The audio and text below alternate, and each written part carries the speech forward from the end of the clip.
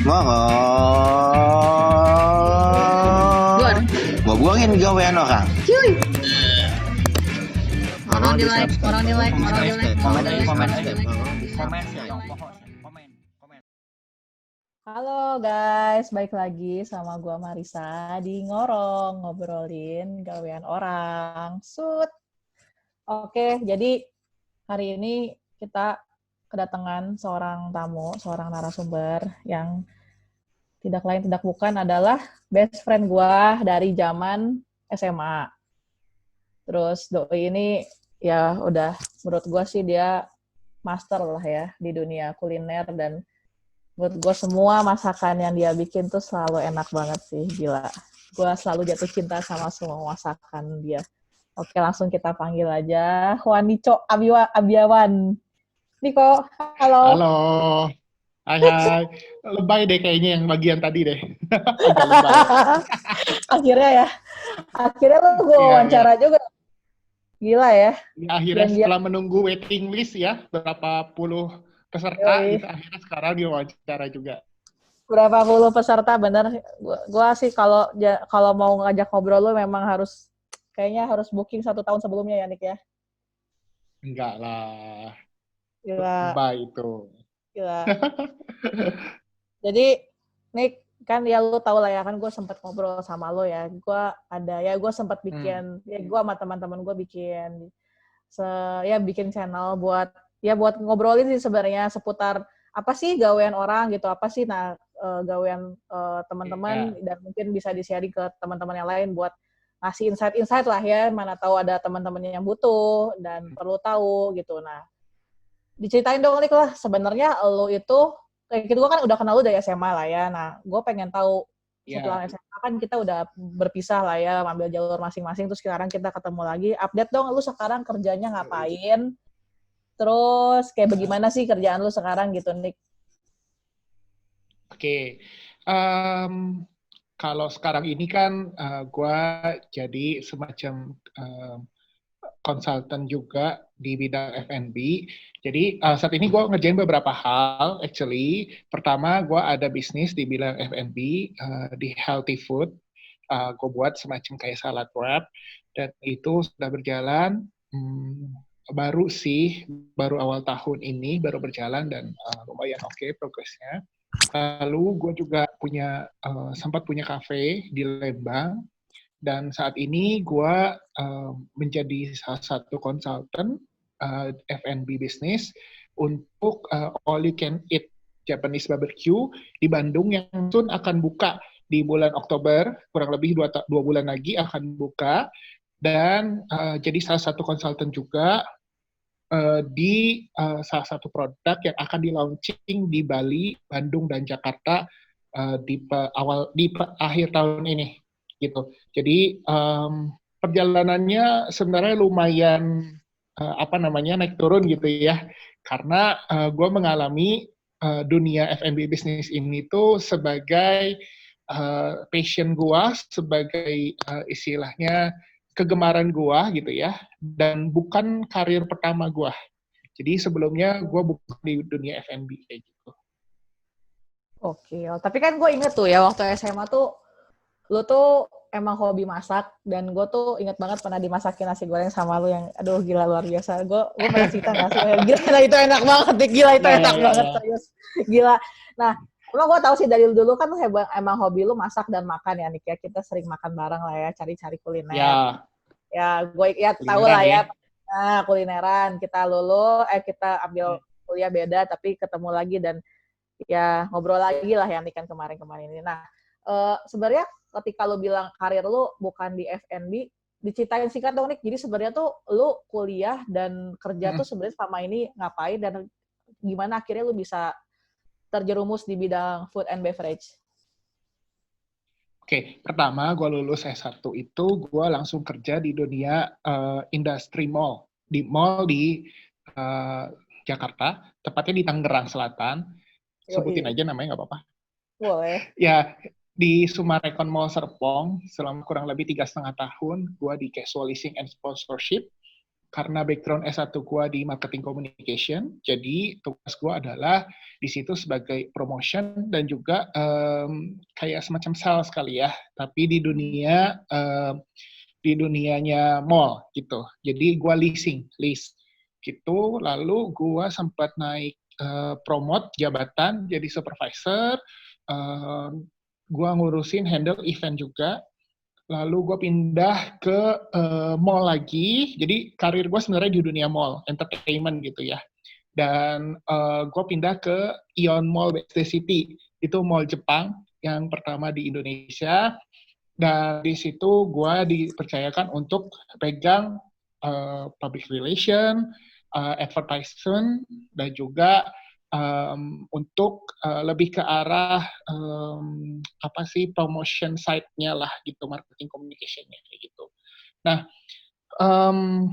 kenapa gue akhirnya masuk ke dunia industri F&B gitu ya?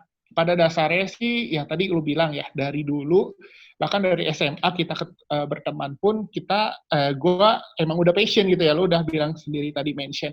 Dan salah satu hal yang buat gue juga, menurut gue, ini passion gue gitu, karena ketika gue masak, dan orang menghargai masakan gue tuh senengnya bukan kepayang gitu. Jadi kayak seneng banget gitu. Waktu pas kuliah pun ada yang model gitu. Jadi gue masak nih, gue diundang ke kosan teman gue, dan di situ gue masak. Waktu itu gue bikin kalau nggak salah sate lilit. Nah, pada saat gue bikin sate lilit, tiba-tiba ada stranger out of nowhere, nggak tahu siapa itu, bahkan bukan orang yang kos di kosan itu gitu ya, datang, cukup datang terus nanya, boleh coba nggak? Gitu. Terus, oh iya boleh. Akhirnya diambil satu, dan dia langsung makan di tempat, dan langsung ngomong lagi, boleh minta satu lagi nggak? Di situ gue ngerasa, wow, I really feel appreciated, dan gue jalanin selama gue berkarir di dunia mall pun, gue tetap punya hobi yang sama di masak dan di kuliner kayak gitu. Makanya ketika gue selesai dari Ion Mall, gue memutuskan untuk keluar. Gue awalnya balik ke Bandung itu untuk nerusin usaha orang tua. Usaha orang tua di bidang perhotelan, industri perhotelan. Jadi bokap gue punya semacam hotel lodge gitu, bukan hotel sih, dibilangnya budget hotel lah ya. Dan di situ gue mulai merintis usaha bokap gue. Nah, selama merintis usaha bokap gue, passion gue, keinginan gue di dunia kuliner itu makin lama makin terpupuk, dan ya memang baru akhir-akhir ini akhirnya gue memberanikan diri kayak gitu.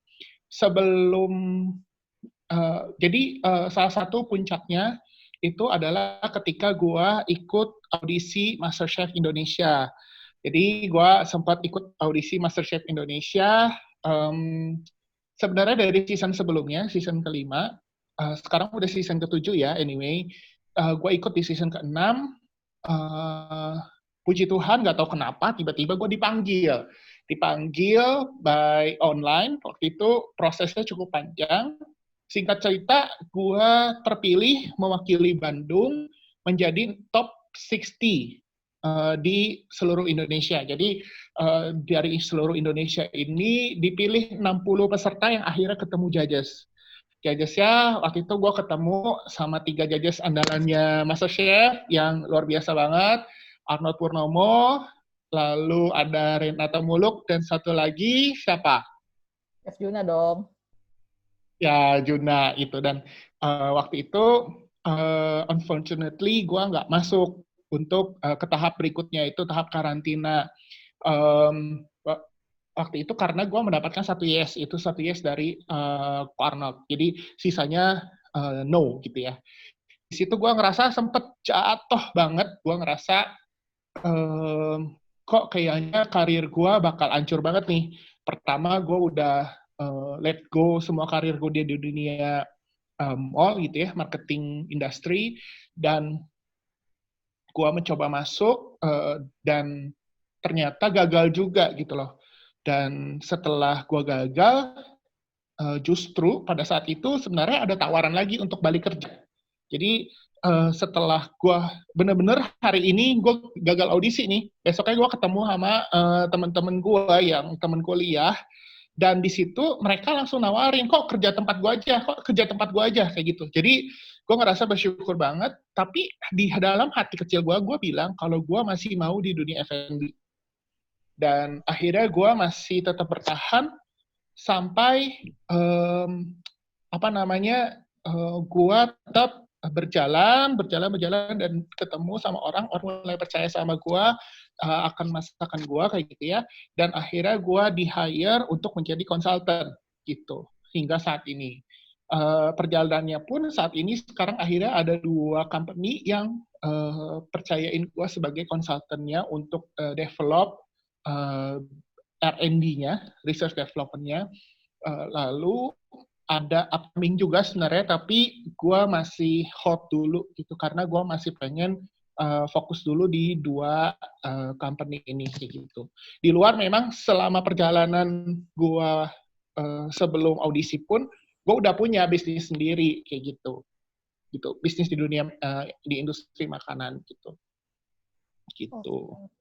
Berarti Ceritain kesimpulannya gitu. sekarang lo ini berarti udah saat ini setelah ikut MasterChef itu akhirnya lo ada menjadi seorang konsultan di bidang F&B dan lo juga ada bisnis sendiri, benar kan Nick ya? Kayak gitu ya? Betul. Jadi gue sekarang ada bisnis sendiri, gue juga konsultan, dan ya gue juga menjadi salah satu mentor di BINUS Bandung. Jadi di Bandung itu, di BINUS itu ada program Creative Partner, yaitu programnya mereka setahun sebelum lulus harus membuat satu bisnis. Nah, bisnisnya ini dimentori oleh orang-orang yang sudah sebelumnya gitu ya, sudah menjalankan bisnis sebelumnya, dan gue dipilih menjadi salah satu mentor untuk di dunia bisnis makanannya. Jadi di F&B gue memegang kurang lebih semester lalu di 13 kelompok. Jadi masing-masing kelompok ada yang 1, ada yang 3, ada yang 4, dan 13 bisnis ini yang gue mentorin gitu hingga saat ini. 13 bisnis ini yang dibikin sama anak BINUS ini ya? Iya, betul.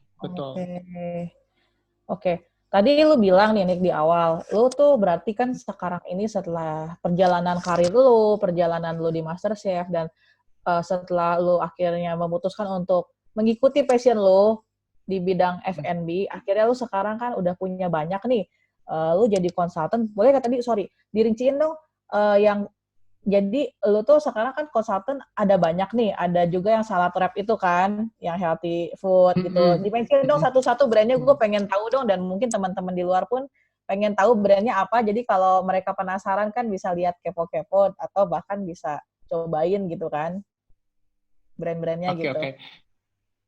Kalau saladnya sendiri namanya Health Story Bandung. IG-nya boleh di @healthstory_bandung, ada di sebelah sini, enggak ya? Boleh, nanti ditulis di bawah. Gampang. Ya, Health Story Bandung, jadi ada salad wrap, ada berbagai macam healthy food lah, kayak gitu. Lalu, untuk yang salah satu yang gue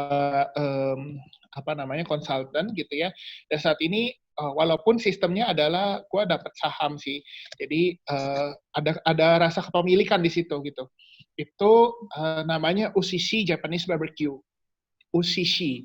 Nah, UCC ini memang belum launching, kita baru launching Oktober, tanggal 15 soft opening gitu. Lalu untuk yang di Bali itu namanya Crop. Itu juga kita masih sistemnya pre-opening sekarang, dan kemungkinan besar akhir tahun buka. Jadi gue bakal bolak-balik Bali. Mudah-mudahan berjalan. Ikut dong. Sepertinya ya kalau jadi. Sebenarnya Crop ini udah mau launching dari awal tahun, tapi karena ya kondisi gitu ya, corona, jadi dia tunda, dan out of nowhere. Jadi gini ceritanya kalau yang Crop. Jadi ceritanya gue tuh ada salah satu temannya partner gue di salad yang istilahnya ketemu, kita ngobrol, terus ngomong, Nik, tolong dong buatin satu produk dari dari produknya dia, kayak gitu ya. Itu tuh daging asap kayak gitu. Nah, daging asap ini khas Bali nih gitu. Nah, tolong dong buatin produknya. Oh ya udah, kita bikin rice bowl aja apa ya kata dia gitu. Terus gue bilang, kayaknya tuh standar deh, jangan ke rice bowl lagi karena banyak banget di Bandung yang main rice bowl gitu kan. Yaudah apa, coba pikirin. Akhirnya gue pikirin, besoknya gue langsung ngomong, begitu ketemu lagi, besoknya gue ngomong, oh kita bikin nasi bakar deh. Oke, nasi bakar, kita jalan, buka PO, singkat cerita kita buka PO. Di PO pertama, ternyata setelah buka PO, gue diminta untuk ketemu sama yang punya daging asapnya itu. Jadi salah satu investor ya, ngomong ke si Cici, saya mau ketemu dong sama yang bikin siapa? Atur ketemu gitu. Jadi dia udah cobain si nasi bakar ini, terus dia pengen ketemu sama gua dan ketika ketemu, akhirnya dia ngajakin gua untuk join dan ngembangin beberapa produk baru. Nah, yang lagi gua kembangin saat ini ada beberapa makanan khas Thailand, lalu ada juga roti yang gua kembangin gitu saat ini. Gitu. Jadi cerita awalnya gue nggak kepikiran sama sekali gue bakal dikontak sama investor ini dan akhirnya dia minta gue untuk on board sama mereka kayak gitu. Itu nanti brandnya pun ada ya di Instagramnya atau apanya Ada gitu nih? Crop namanya. Oke, nanti Cuma ditulis. memang itu ya brand itu brand khusus non halal ya. Jadi apa namanya? Ya itu semua produknya everything about crop dibalik. Gitu. Oh, pot dibalik crop. Oke. Jadi buat teman-teman yang boleh makan non halal, monggo dicobain lah. Tapi kalau buat yang nggak bisa, ya sorry. Tapi Niko punya banyak kuliner lain yang halal ya, nih kan?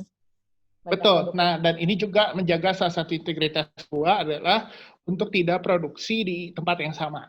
Jadi untuk semua produk yang non halal itu gua tidak menyamakan tempat produksi. Means gua istilahnya bisa jamin kalau produk-produk tempat yang gua pakai itu berbeda sama yang non halal dengan yang halal kayak gitu.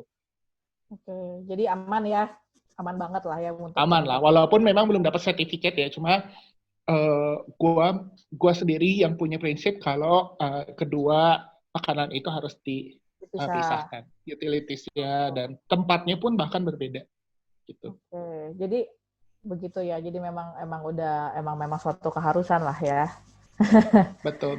Iya, ya, paham gue sih, terutama buat teman-teman yang memang belum bisa ya atau nggak bisa, yang emang ada ini kan, jadi nggak perlu khawatir kalau buat teman-teman yang nggak bisa makan non halal, Niko bisa menjamin lah ya. Gue juga percaya sih sama lo nih. Seperti itu. Oke. Terus ada nih brand-brand lain nih? Kayaknya banyak banget nih. Sebenarnya sih ya I'm going up and down, dalam arti ada beberapa bisnis yang udah pernah gue laluin sebelumnya yang ternyata it doesn't work. Dan ya untuk saat ini gue fokus di tiga hal itu. Karena menurut gue, ya gue juga tipe orang yang yes man kebetulan. Jadi gue kalau ada opportunity gue selalu ngomong yes. Dan pada satu titik gue ngerasa kalau sepertinya I have to choose. Gue nggak bisa pilih semua, gue nggak bisa fokus di semua tempat. Dan ya udah, akhirnya gue memutuskan untuk menjalankan tiga hal ini yang menurut gue ini aja udah overwhelmed buat gue, karena cukup banyak yang harus dikerjakan, cukup banyak yang perlu disiapkan, tapi gue cukup bersyukur gue bisa take handle ketiga hal ini dan masih bisa berjalan gitu. Gitu. Jadi kalau brand-brand lain sih sebenarnya kayak yang tadi gue bilang, sebenarnya udah ada juga yang kontak gue untuk bikin minuman nih. Udah bikin minuman, tapi guanya masih oke, let's try it. Tapi gue mention dulu kalau so far gue masih banyak pekerjaan yang harus gue selesaikan. Gitu. Oke. mungkin gini deh, kalau menurut gue nih di luar sana ya, banyak juga orang yang memang sama nih kayak lu, hobinya masak, hobinya makan. Ya kalau kalau beda kan, kalau gue kan hobinya makan doang, nggak hobi masak. Tapi ada juga kan orang-orang yang lebih Ngerti, produktif. bagian itu gue cuma senyum doang nih.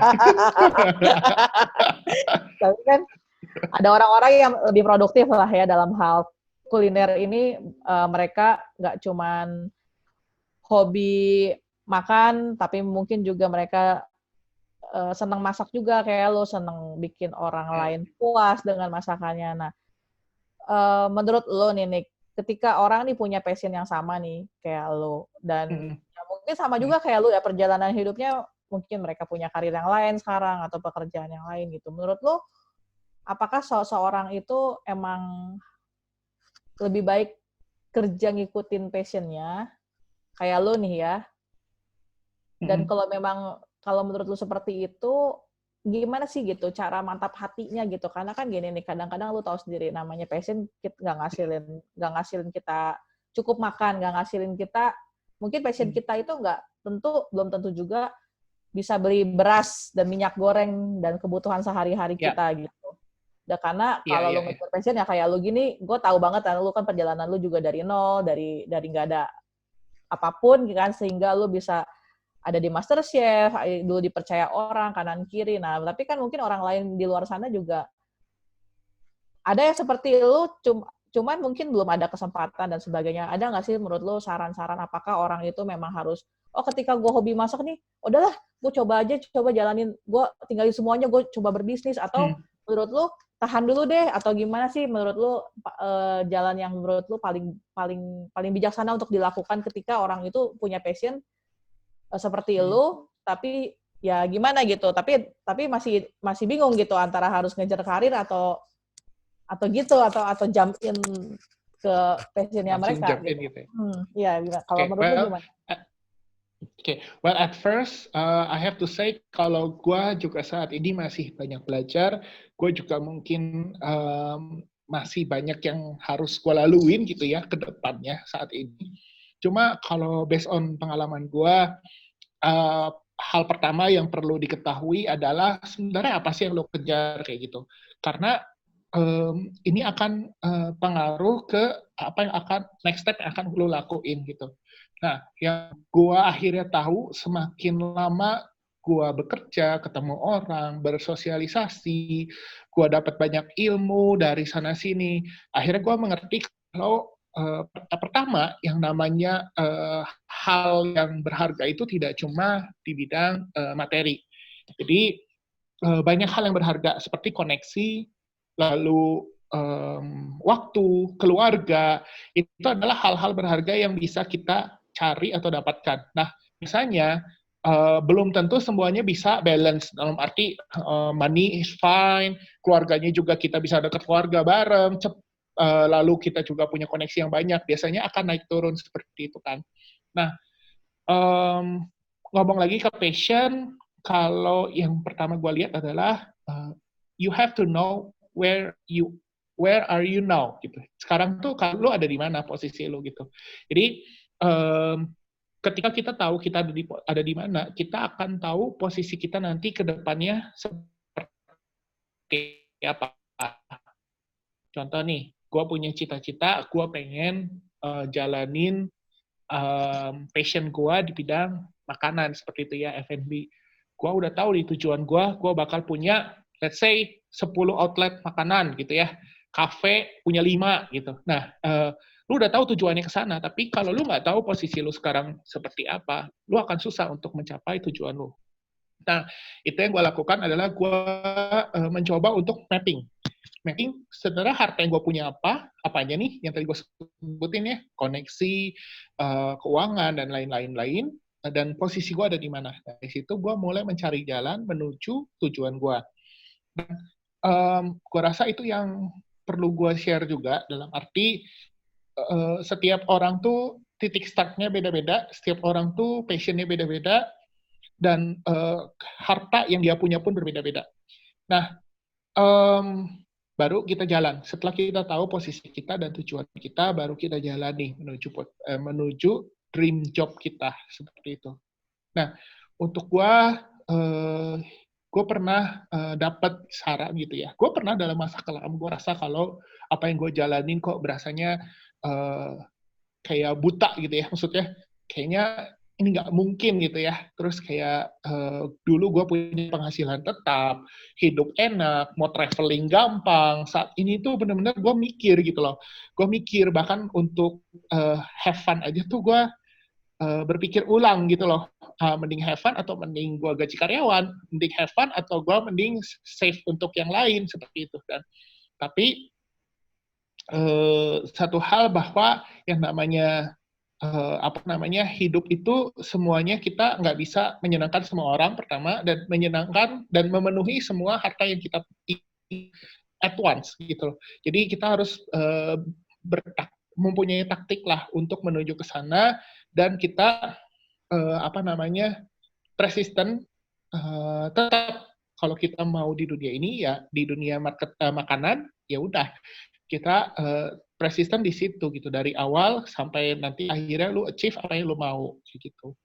Dan mulai bangun brand image diri lu sendiri gitu. Kayak gue ngerasa kalau setelah gue selain emang teman-teman gue yang lama udah ngerti lah kalau gue suka masak segala macam. Cuma kan ketika gue masuk chef dan lain-lain, gue mulai mencoba building my image gitu. Dan akhirnya benar ketika kayak ada teman-teman gitu nyari seseorang untuk ditanyakan mengenai produk F&B, itu akhirnya nanya ke gue gitu. Nih, gue kenal dari si ini nih. Oh iya, gimana?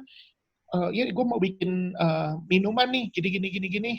Bisa nggak lu bantu gue gitu. Nah dari situ gue ngerasa kalau apa yang gue tabur dulu, dalam arti gue mungkin rajin posting everything about food, konten-konten gue berhubungan dengan makanan, seperti itu tuh akhirnya membentuk image gue, dan orang-orang akhirnya nyari gue di situ. Gitu. Ya selain image, yang perlu dilatih lagi adalah skills yang itu di masak ya. Masak itu kok menurut gue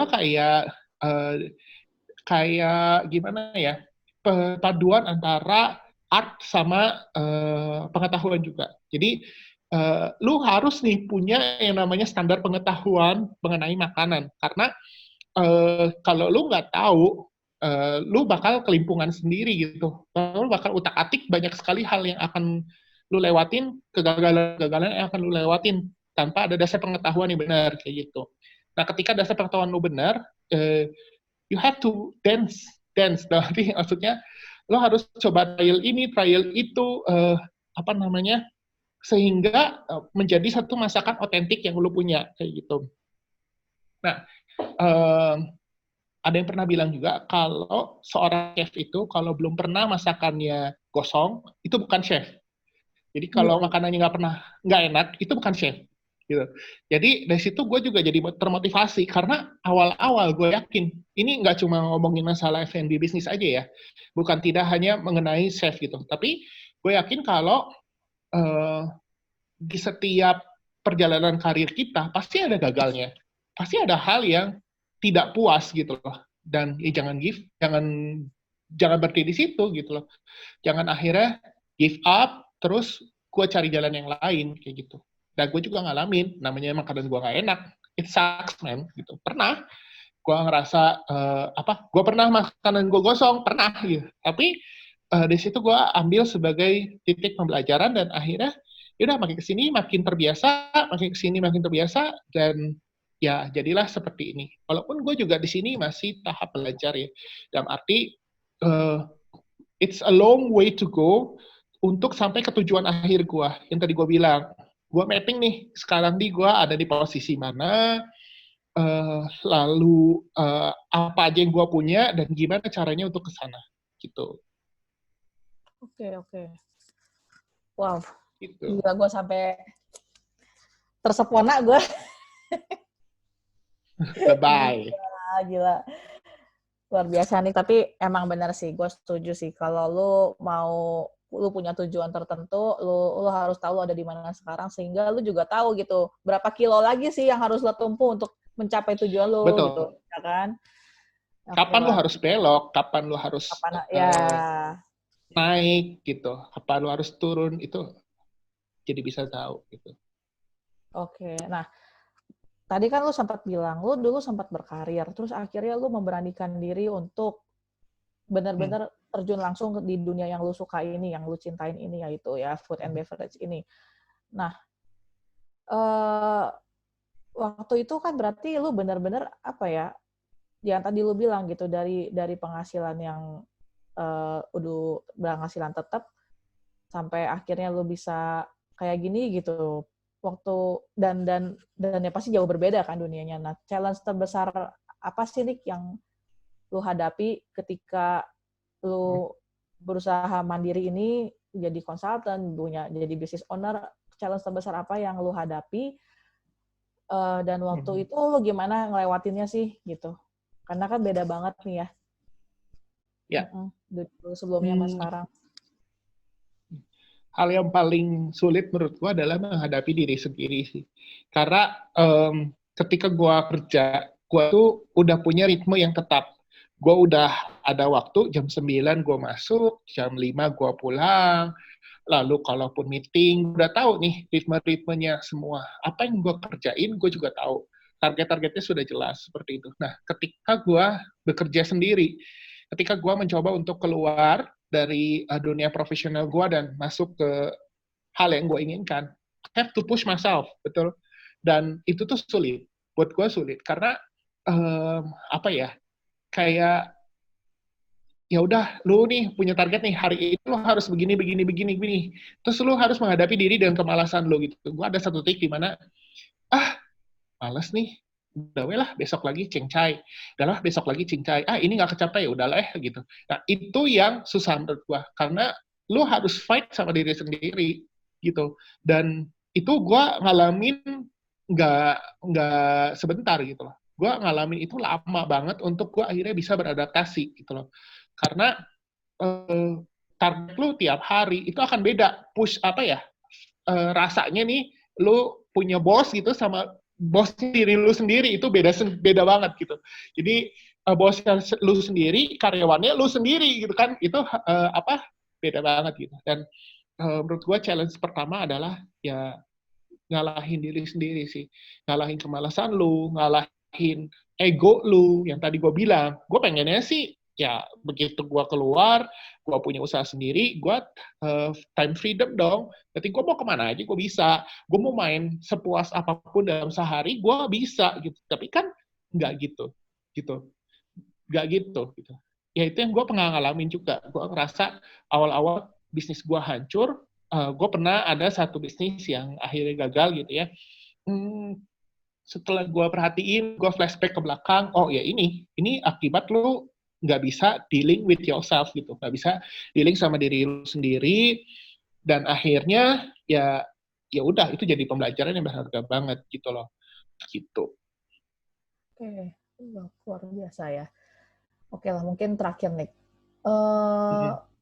karena kalau ngobrol sama lu nggak ada habisnya sih sebenarnya ya. Cuma mungkin teman-teman di luar sana yang relate nih sama lu ya, ada di posisi yang mirip kayak lo, mungkin mereka sedang berkarir tapi punya passion di bidang, ya specifically di bidang F&B juga, senang masak dan lain sebagainya. Nah, ada nggak sih lo, menurut lo, tips buat mereka atau saran atau apapun itu lah ya, gimana sih caranya gitu? Lo kan ya membuat sesuatu kan lo butuh leap of faith ya, lo harus jump in, lo harus masuk ke dunia yang berbeda gitu. Lo harus memulai sesuatu dari nol yang di saat lo udah enak lah, lo udah punya income yang stabil. Nah, itu ada nggak sih yang kira-kira bisa lo bagi buat teman-teman sehingga mereka tuh juga sama punya courage yang sama seperti lo gitu? Ya, pertama, ketika lo ada di posisi yang down, lo harus ingat tujuan lo itu apa. Jadi ketika lo lagi ada di posisi yang mungkin nggak enak gitu saat ini, ya lo harus selalu ingat kalau tujuan akhir lo tuh ini loh gitu. Itu yang bikin gue selalu semangat gitu. Jadi oke, gue saat ini gue nggak akan stuck di sini. Gue nggak akan stuck di sini. Gue pasti akan maju. Gue pasti akan terus melangkah sampai ke tahap sampai ke tujuan yang gue mau. Pertama itu. Kedua, em, ya untuk segala sesuatunya lu harus start dari awal sih. Nggak ada sukses yang instan gitu ya. Nggak ada. Gue juga dibilang di sini gue masih belum sukses. Tapi gue rasa gue menuju ke sana gitu. Karena apa? Karena setiap hal yang lu laluin, yang lu korbanin itu nggak ada yang sia-sia gitu. Sia-sia atau enggaknya tergantung apa yang akan lu kerjain ke depannya kayak gitu kan. Kayak gue di dunia F&B ya lu harus bisa yang namanya lu ke pasar sendiri, lu cari bahan makanan segar, lu tahu bahan-bahan ini apa namanya yang segar yang seperti apa, yang tidak seperti apa. Lu juga harus juga mau ke dapur, cuci piring sendiri. Itu hal-hal yang apa ya, menurut gua butuh persistence gitu loh. Karena jangan salah, namanya orang masak itu tuh kalau menurut gua beban paling besarnya adalah mencuci setelah masak. Karena setelah masak itu tumpukan banyak, itu kayak lu ngalahin ego banget. Ego lu pengennya lu duduk, lu istirahat, bener nggak? Tapi kan lu masih punya tanggung jawab. Nah, hal-hal yang seperti itu lu harus jalanin gitu. Dan yang tadi gue bilang, setiap kegagalan lu akan jadi kegagalan atau enggak ke depannya, tergantung lu saat ini menatap ke depannya seperti apa. Gitu. Wow. Dan gitu sih. Jadi F&B bisnis sebenarnya banyak banget orang yang mau masuk ke dunia ini ya, ke dunia F&B. Iya, benar. Dan memang sebenarnya F&B bisnis ini juga luas banget. Nggak harus lu istilahnya punya skill untuk masak, nggak juga gitu. Cuma banyak hal yang bisa lu dalemin dari segi misalkan dari segi apa namanya bisnis modelnya atau dari segi marketingnya, semua hal bisa lu pelajarin gitu. Dan kalau gua start dari memang gua suka dan hobi masak dan makan, akhirnya gue start dari production gitu, dan gue punya basic di marketing gitu. Jadi gue mencoba untuk combine itu, dan akhirnya ya saat ini posisi gue ada di sini gitu. Dan gue berharap kedepannya someday gue bisa menciptakan lapangan pekerjaan untuk orang-orang yang punya passion yang sama gue, dan gue tahu gue pernah ada di tahapnya dia gitu. Jadi keinginan gue adalah gue mempunyai wadah di mana orang-orang yang satu saat akan jadi seperti gue itu mempunyai platform, mempunyai media untuk dia berkembang kayak gitu. Oh, amin, amin, amin, amin. Amin, amin, amin. Amin banget sih. Ya, gila sih, luar biasa. Oke. Wah, gila gue sampai benar-benar gimana ya, tidak bisa berkata-kata, gue speechless. Enggak lah.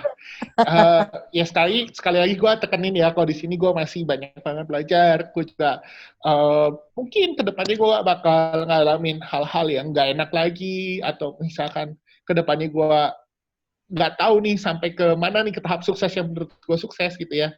Berapa lama lagi? Tapi satu yang gue pegang sih saat ini, pertama tetap bersyukur dengan apa yang lo punya. Yang kedua, ya tetap fokus sama tujuan lo kayak gitu. Oke. Tahu gue seperti itu. Siap nih.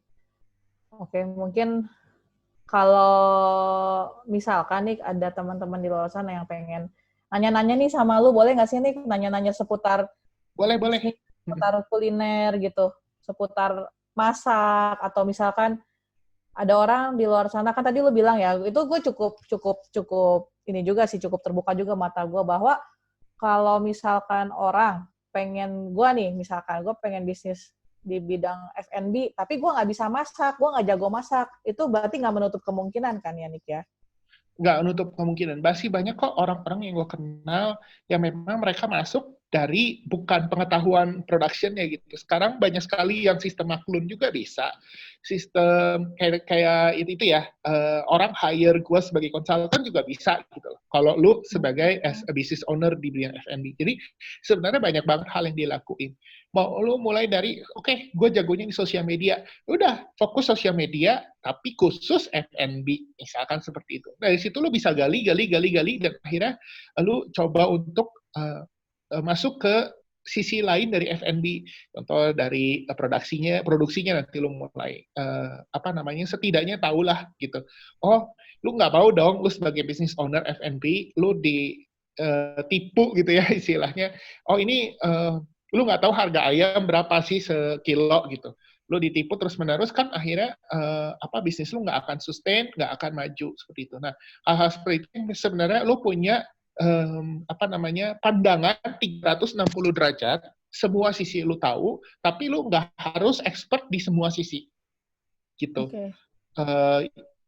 Cuma 1-2 sisi yang lu expert, oke, tapi lu harus punya pandangan 360 derajat.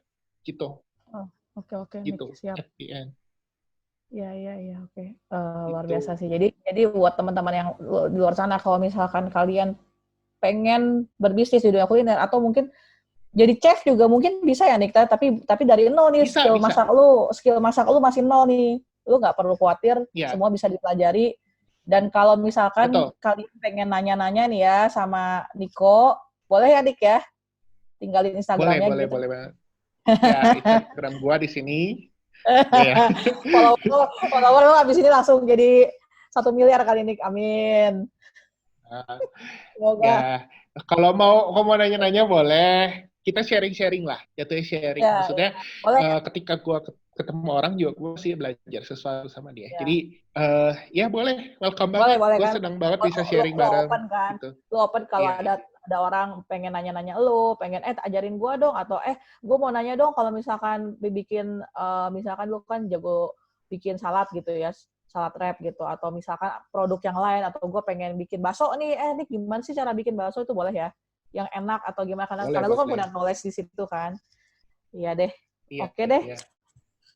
Paling gitu dulu Dik hari ini. Gue thank you banget sama lo, gue appreciate banget lo udah mau gue udah mau ngeluangin waktu lo buat sharing-sharing, buat ngobrol sama gue yang menurut gue aku mah apa atuh ya lo mau ngobrol sama gue tuh, gue udah thank you banget seorang lo. Enggak lah, lu juga aduh luar biasa.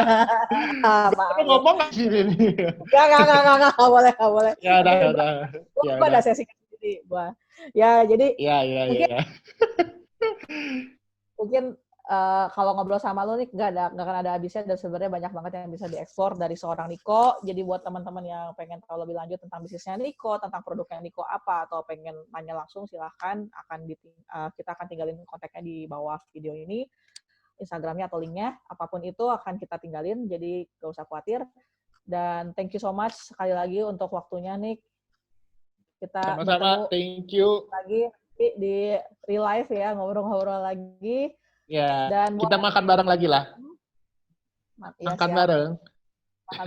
Dan buat teman-teman di luar sana, ya sekali lagi juga semoga apa yang di-share Niko hari ini juga bisa kasih inspirasi buat kalian semua dan bisa bermanfaat ya, terutama buat kalian yang hidupnya relate nih. Oh, di si Niko gua banget nih, apalagi yang seperti itu ya, semoga kalian bisa dapat manfaatnya dari apa yang udah Niko sharingin. Dan untuk kali ini mungkin segitu dulu. Kita nanti ketemu lagi ya guys di video-video berikutnya dengan narasumber yang berbeda lagi. Jangan lupa follow, like, subscribe. Oke, paling gitu dulu. Thank you guys. See you. Dadah. Orang di like, komen, komen, komen, komen, komen, komen, komen, komen.